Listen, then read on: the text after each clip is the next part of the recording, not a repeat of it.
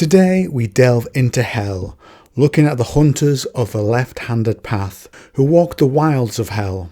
Consider a possible city in hell, mentioned called Pandemonium, and ask if Lilith, the mother of monsters, is within the realms of hell, giving birth to beasts for the court of the seven-headed serpent. So welcome back to the trenches and let's begin. First, the hunters of the court of the seven-headed serpent.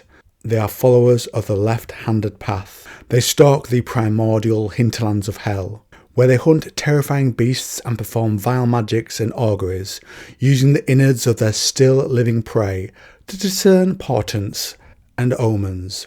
They follow the hidden paths, the secret ley lines that connect the eons-old shrines and ruins that still endure in the cancerous, tortured wilds of hell. Ley lines are generally thought to be connections of some kind between 2 points that exist and help to guide those who follow the path. The hunters haunt the remnants of kingdoms, the sites of ancient battles, and places of legend long forgotten by the scribes and cartographers of hell. In solitary rituals, the hunter make appalling oblations before these forgotten shrines, praying in their way to enigmatic beings of awesome power, whose names even the archdevils have forgotten. To arm themselves, the hunters perform strange rites upon their arms, their left arms driving into it nails of infernal iron forged in the foundries of the city of Pandemonium. Their left arm grows into wicked shapes, often taking the form of a powerful hunting bow that fires arrows made from the hunter's own diseased blood. Such darts can be used for any purpose, many different types, killing their prey outright, paralysing them or causing them to see visions of their own demise. They wear the pale skins of the star-gazing oracle beasts that wander the burning plains of hell in great herds. The eyes of the oracles are alive even after their death and watch out for the new master that wears their skin as a cloak. When called to war on earth, the devil lords can really only hope the hunters answer to their summons, as the hunters do not always listen.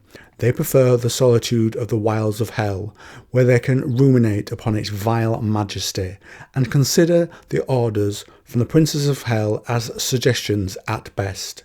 When one can be persuaded to join the hunt of the court on earth, they can traverse the path of no man's land just as easily as the wastes of hell, for the ley lines of hell are reflected upon the fallen creation. They might use the bow of Lilith. This bow is grown by the hunters of the left-handed path out of their own flesh. It can be tipped with a deadly poison made from the blood of the nameless beasts that the hunters stalk in the wastelands of hell, or it can shoot one of the iron bolts of Pandemonium that weighs 9 tons on earth, and the head taker is another weapon, said to contain a tiny sliver of the stone that Cain used to murder Abel.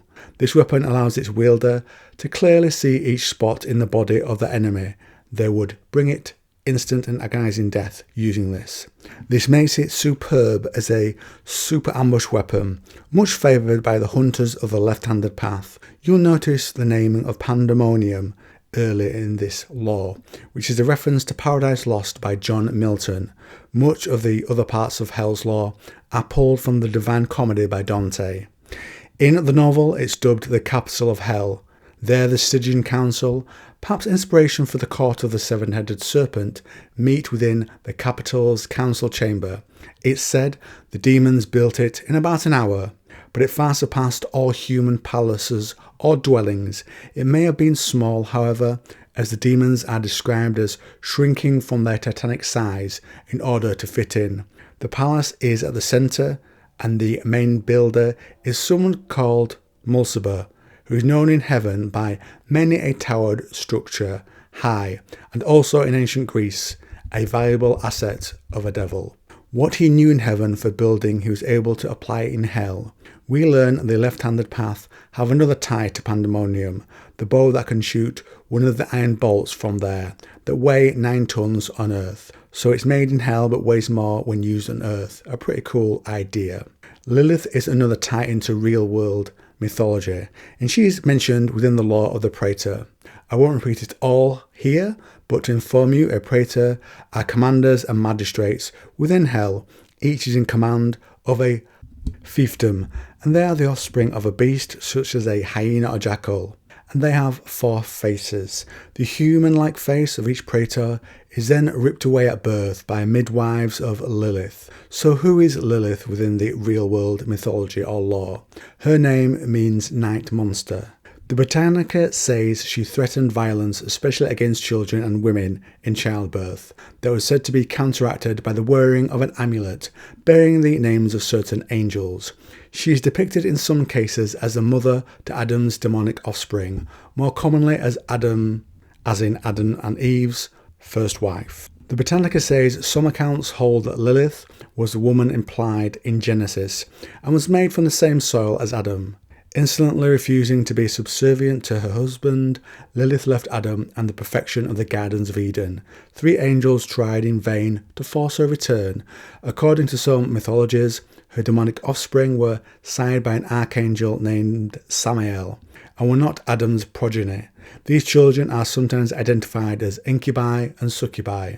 Samael was the king of demons in some mythologies, and succubuses, like Bo from Lost Girl, steal the energy from men, and incubuses take that same thing from women. They lure them with attraction, and you know the rest. One of these sins, perhaps. So to me, if there are midwives of Lilith, and midwives help support a woman giving birth, that means Lilith gives birth to either the beasts or perhaps the very hybrids themselves. I don't want to think too much about that image. The only other possible reference I can find is to yoke fiends, who are the twisted stillbirths of cursed devils, 1,000 generations growing, ever more debased and feeble, and crossbred with the beasts of the field by the sadistic infernal biopriests.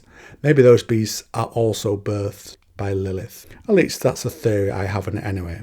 So here is where I turn things over to you and give you some of my general thoughts along with it.